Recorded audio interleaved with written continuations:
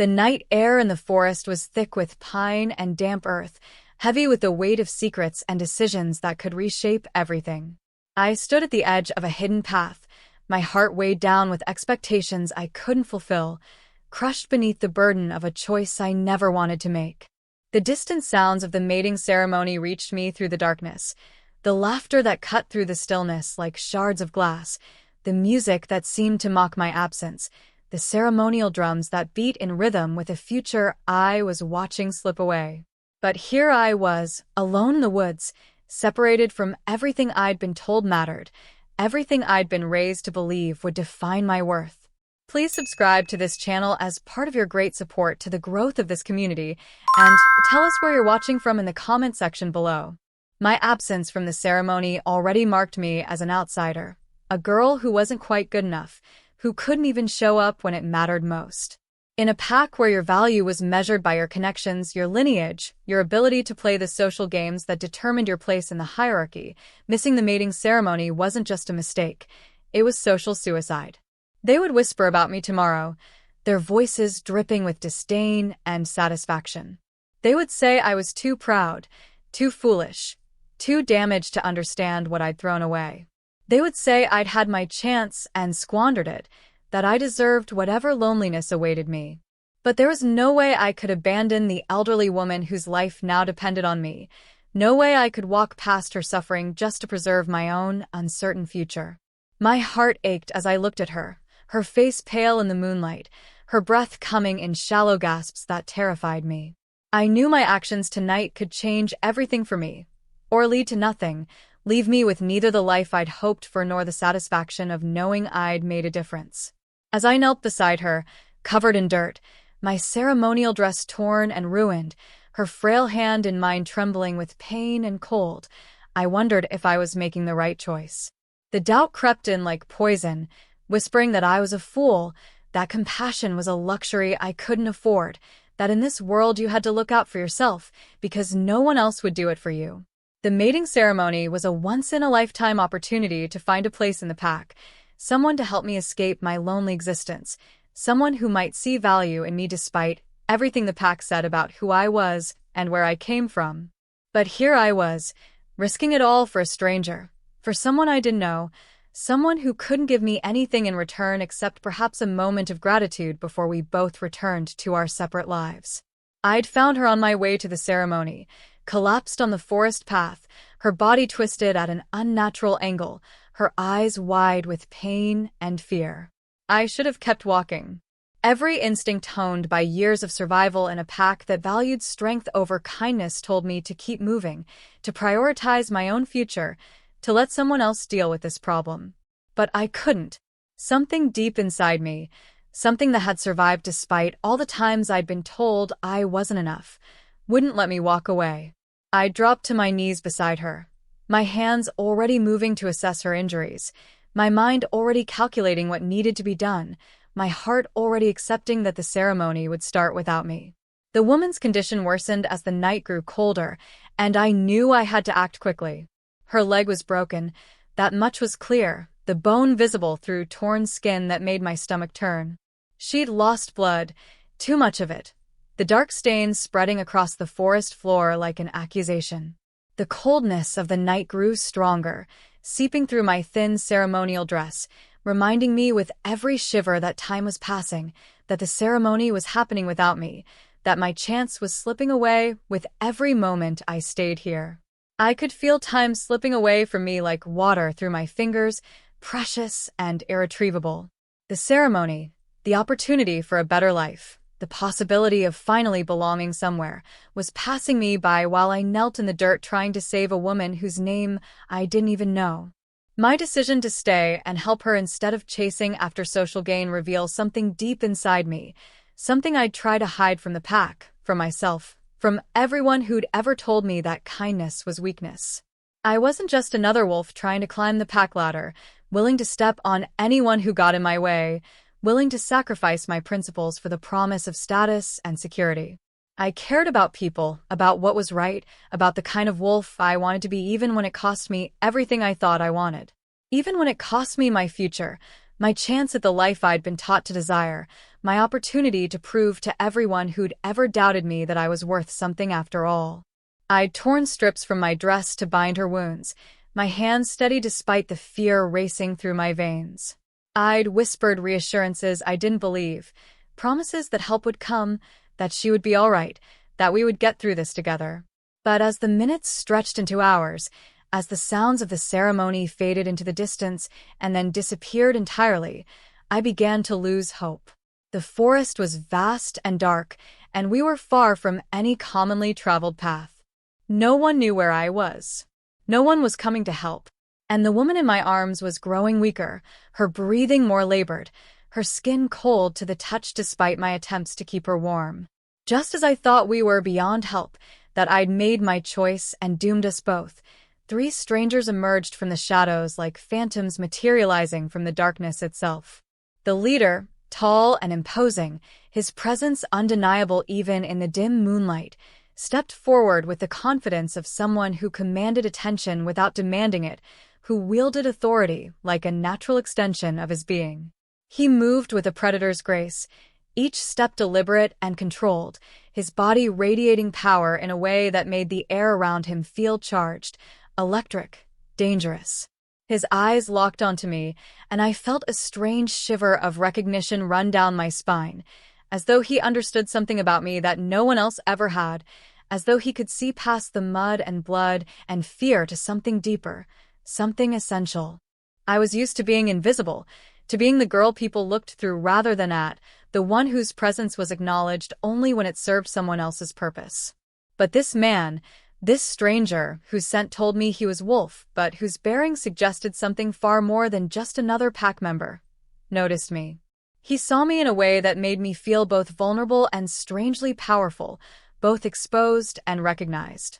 He wasn't just some random wolf from a different pack wandering through our territory. His authority was palpable, settling over the clearing like a physical weight, and I felt both threatened and inexplicably drawn to him in equal measure. He wasn't from our pack. I knew it by the way he moved, by the unfamiliar scent that clung to him, by how his eyes never wavered when they met mine, showing neither the deference of a subordinate nor the challenge of a rival, but something else entirely. I tried to maintain control, to assert the authority I technically had in my own pack's territory, warning them that they were, and would fit even less now that I'd proven I couldn't be trusted to prioritize pack interests over personal convictions. I don't know. I admit it, the honesty escaping before I could craft something more acceptable, more appropriate for speaking to an alpha king. I'm not sure there's anything to return to. I've probably burned every bridge I had tonight. Perhaps, Dominic said, stepping closer, his presence making the air feel thick and charged. Or perhaps you've discovered that those bridges weren't taking you anywhere worth going. As I reflected on everything I'd missed, the ceremony, the chance to prove myself, the opportunity to finally belong, I realized with startling clarity that it had never been my true destiny. The mating ceremony, the social games, the desperate scramble for status and connection within a pack that had never truly valued me, none of it had ever felt right, had ever resonated with the deepest parts of who I was. What mattered was the choice I'd made in the forest, the way I'd sacrificed my future for the sake of someone else, the way I'd proven to myself that I was capable of acting on my principles even when it cost me everything. The truth settled within me like a stone finding the bottom of a deep pool, creating ripples that spread outward to touch every corner of my understanding. The mating ceremony wasn't the answer to my loneliness, wasn't the solution to my outsider status, wasn't the key to finally feeling like I belonged somewhere. Helping a stranger had been. And in doing so, in making that choice in the cold darkness with only my conscience to guide me, I had found something far more valuable than any title or position could offer. I had found myself, had discovered the kind of wolf I truly was beneath all the expectations and pressures and social conditioning. I've been watching you, Dominic said, and the confession should have alarmed me, but somehow didn't. Not tonight before. I've seen you in your pack, the way you move through it like a ghost, present but never truly seen. I've watched you help others without expectation of reward, defend those who couldn't defend themselves, stand by your principles even when it isolated you further. My breath caught in my throat, shock and confusion warring with a strange sense of inevitability. Why? I managed to ask, my voice barely above a whisper. Why would you watch me? Why would someone like you even notice someone like me? Because you're exactly the kind of wolf the world needs more of, he said simply, as though this explained everything, as though it were obvious. And exactly the kind of wolf I've been searching for. Before I could process the statement, before I could untangle the implications and ask the 1,000 questions crowding my mind, Dominic made me an offer that would change my life forever, that would split my existence into a clear before and after. He invited me to accompany him to the summit, a diplomatic gathering where leaders from various pacts would meet to negotiate alliances and resolve disputes and shape the political landscape of our world. It was an opportunity to step into a world of power, politics, and intrigue, but it was also terrifying, a leap into an unknown that could either elevate me beyond anything I'd imagined or destroy me completely. The summit begins in 3 days, he explained, his dark eyes never leaving mine. I need someone there who understands what it means to choose compassion over ambition, who can see past political maneuvering to the people affected by our decisions. Someone who won't be swayed by pressure or intimidated by power. Someone like you. You don't know me, I protested weakly, even as part of me yearned toward this impossible opportunity, even as I felt myself being pulled toward a future I'd never dared to imagine. You don't know anything about me except what you saw tonight. I know enough, Dominic countered, his voice firm with certainty. I know you sacrificed your future to help a stranger. I know you stayed calm under pressure, made difficult decisions without hesitation, put someone else's welfare above your own interests. I know you have more integrity in your smallest gesture than most wolves possess in their entire being. That's enough. The moment I agreed to accompany him, the words leaving my mouth before my rational mind could catalog all the reasons this was insane, I was stepping into the unknown, crossing a threshold that could never be uncrossed. The choice was mine now, and for the first time in my life, I felt a sense of control over my future rather than being swept along by forces beyond my influence. I had chosen what felt right, not what was easy, not what was safe, not what would earn approval from people whose opinions had always carried more weight than they deserved. I had chosen myself, my principles, my own path forward. I was no longer just the girl on the fringes, ignored and unnoticed, defined by my absences and failures rather than my presence and strengths. Dominic saw me for who I was, someone who valued compassion over social gain, who made difficult choices and stood by them, who refused to compromise her integrity even when it cost her everything, and that recognition, that being truly seen by someone who understood what it meant, changed everything.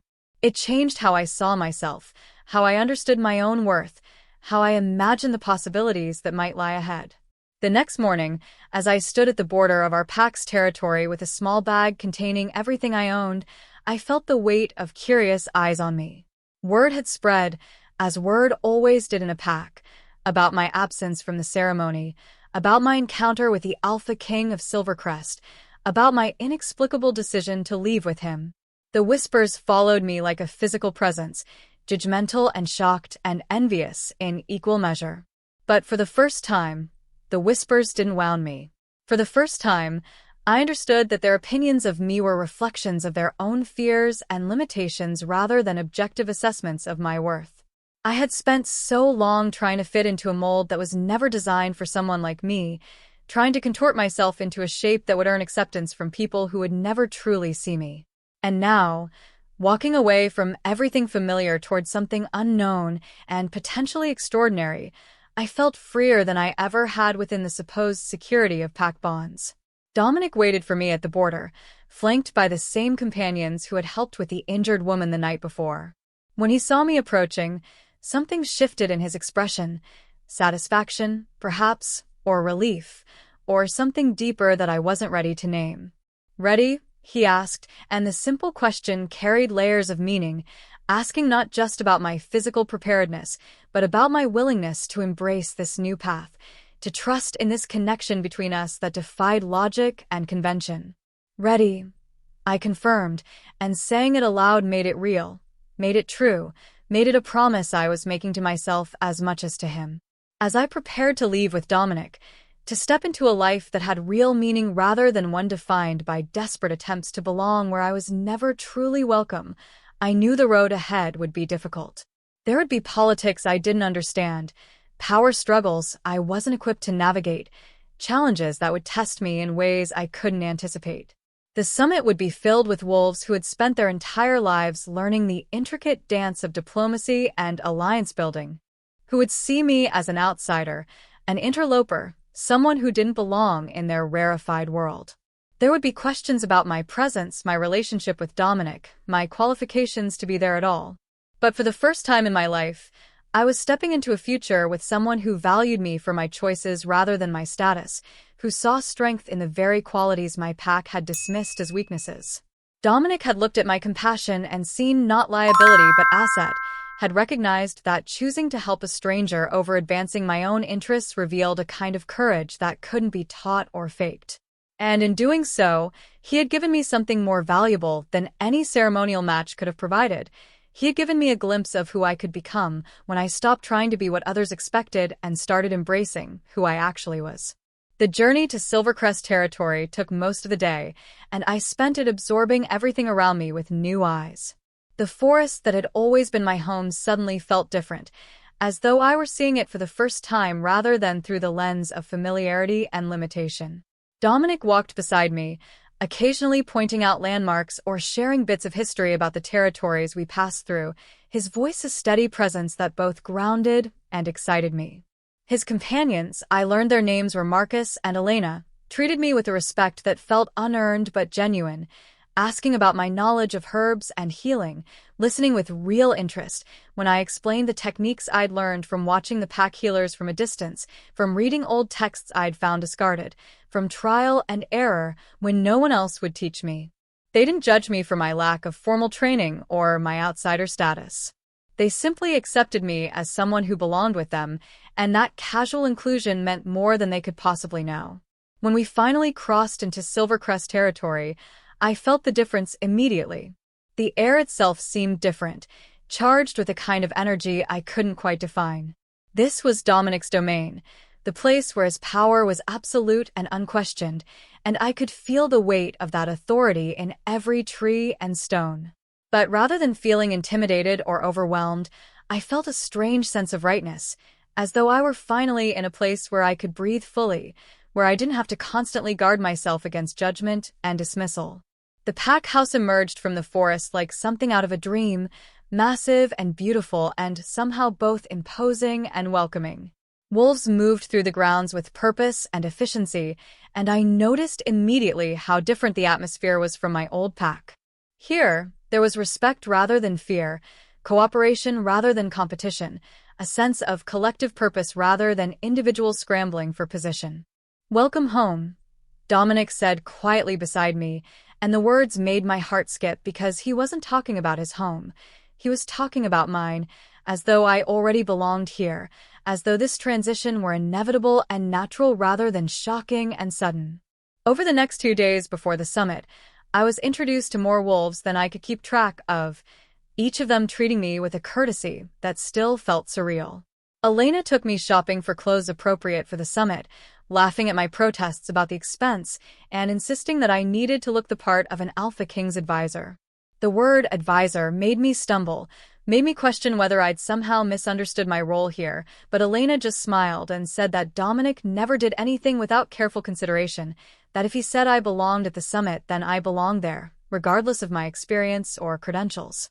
The night before we were to leave for the summit, Dominic found me standing on a balcony overlooking the pack grounds, watching wolves gather for the evening meal.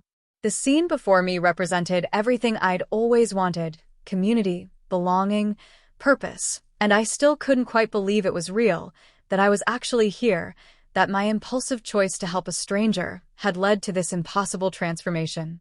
"Having second thoughts?" Dominic asked, joining me at the railing, his shoulder nearly touching mine in a way that made me hyper-aware of every point where we almost connected. "Constant thoughts," I admitted, because honesty seemed to be the currency of whatever this relationship was between us. "This doesn't make sense, Dominic. I'm nobody. I have no training, no experience, no credentials that would qualify me to advise an Alpha King or attend a summit with territorial leaders. Why am I really here? He was quiet for a long moment, his gaze fixed on the distance, and I wondered if I'd overstepped, if my question had been too direct, too presumptuous. But when he finally spoke, his voice was thoughtful rather than offended. "Do you know what I see when I look at the wolves who will be at the summit?" he asked, and I shook my head, unable to form words. "I see politicians and strategists, wolves who've spent their entire lives learning how to maneuver and manipulate, how to advance their interests while appearing to serve the greater good. They're skilled and experienced, and absolutely necessary. But they've also forgotten or never learned what it means to make choices based on principle rather than profit, to see individuals rather than just political pieces, to value compassion as much as cunning."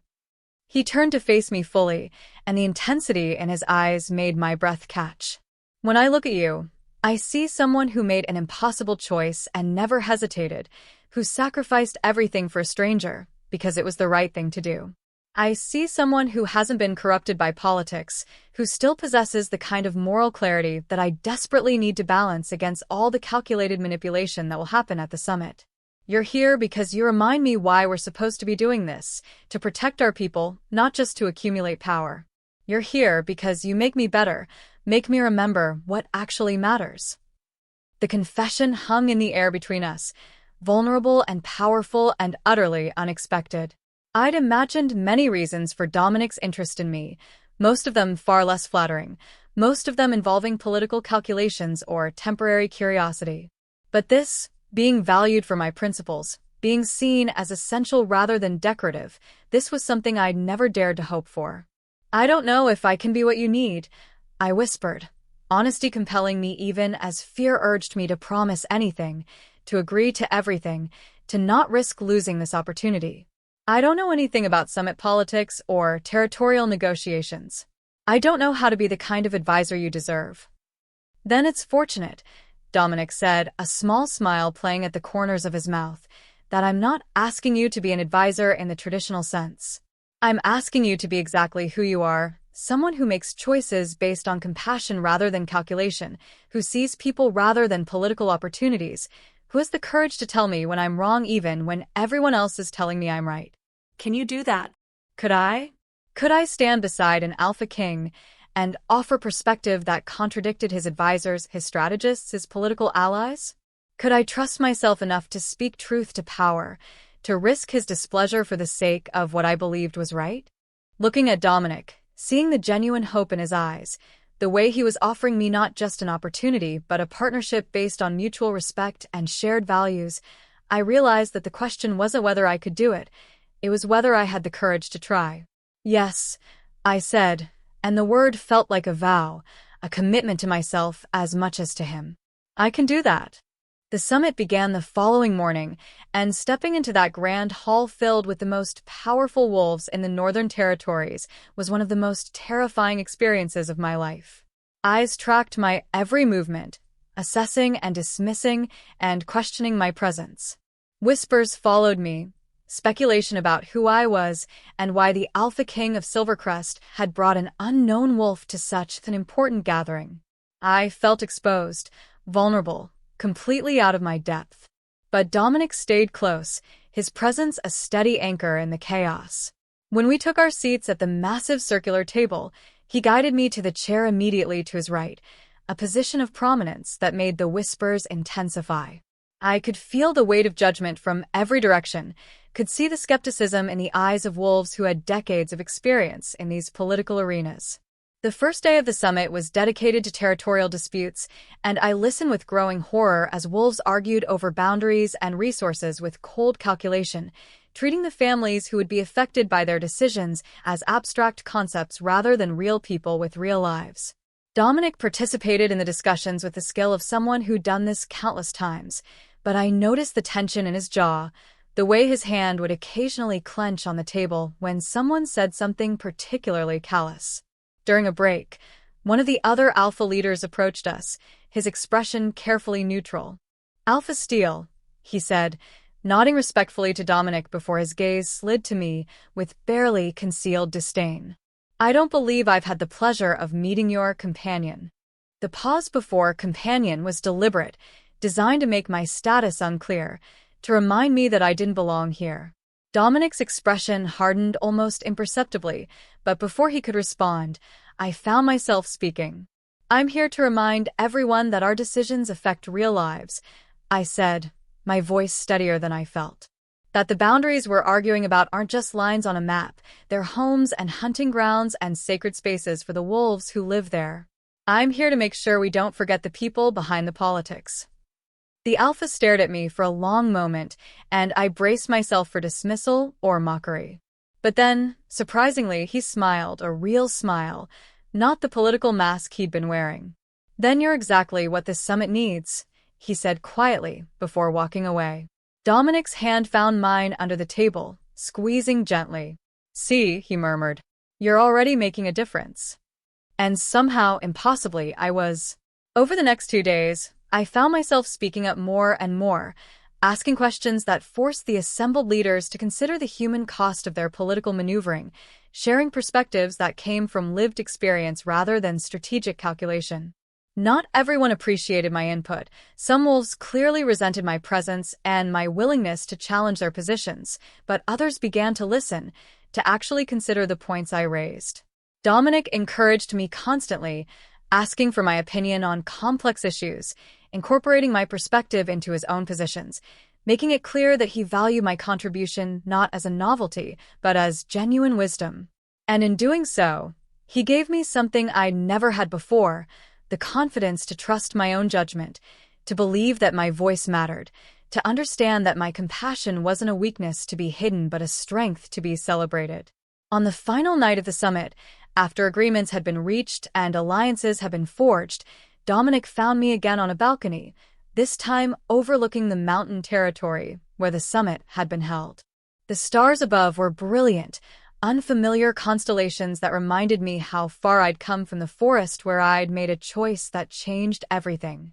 Thank you, Dominic said simply, and when I started to protest, to say that I hadn't done anything worthy of thanks, he stopped me with a gentle touch.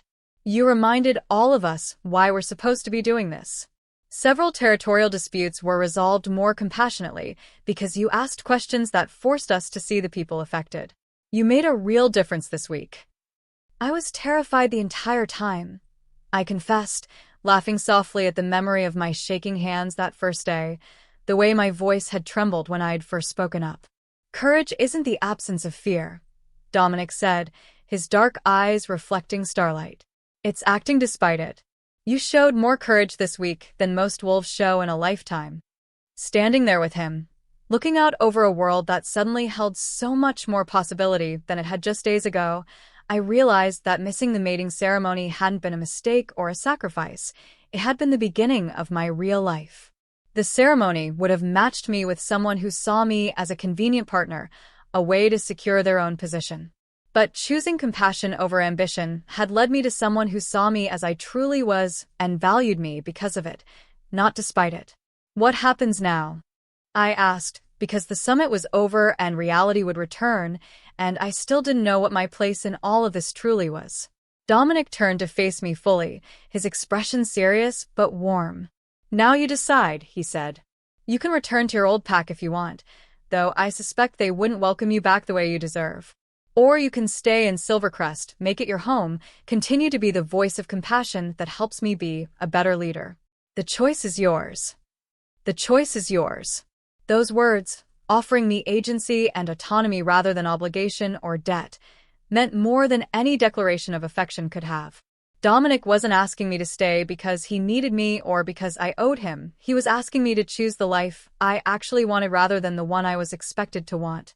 And when I thought about it, really thought about what I wanted my future to hold, the answer was clear. I wanted to stay in a place where my compassion was valued, where my voice mattered, where I was seen and appreciated for who I actually was. I wanted to continue working alongside someone who challenged me to be better, while accepting me exactly as I was. I wanted to build a life based on principle and purpose rather than obligation and expectation. I choose to stay, I said, and the words felt like finally coming home after a lifetime of wandering. I choose this life, this purpose, this chance to make a real difference. I choose you.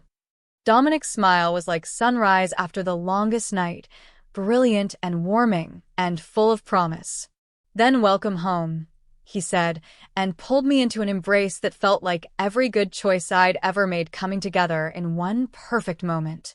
The girl who'd missed the mating ceremony to help a stranger was gone, transformed into someone stronger and more certain, someone who understood that true worth came from choices rather than circumstances, from compassion rather than calculation. And the life that stretched out before me, full of challenges and opportunities and purpose, was more valuable than anything that ceremony could have offered.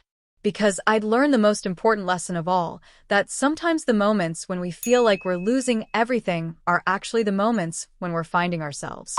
Sometimes the choices that seem to cost us our future are actually the choices that give us one worth having. And sometimes, missing what everyone else says we should want is exactly what leads us to what we actually need. I was home. Not because of where I was, but because of who I'd become and who had chosen to see that becoming. And that was worth more than all the ceremonies and traditions and expectations in the world. Subscribe for more captivating stories of transformation, power, and destiny.